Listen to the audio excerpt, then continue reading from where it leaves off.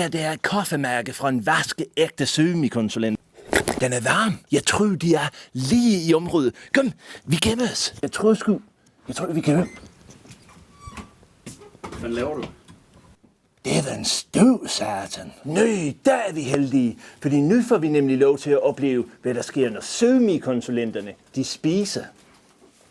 Og altså 2 uger efter vi har sat de her annoncer op, der rammer vi rigtig fredagsråd. Det er 2 cifre. Og altså vi snakker lige priser tilbage fra 2015 på de første annoncer. Og det du lægger mærke til, det er søgemikonsulenten i sit rette element. For de er nemlig prydedyr. Altså det går op i at have de flest prængende fjer, du overhovedet kan få. Og det er det, vi ser her. Når de samles ved vandhullet og spiser, så kommer de gode kundehistorier frem. Så husk nu at booke et møde med en søgemikonsulent i dag. Ellers bliver de fyret.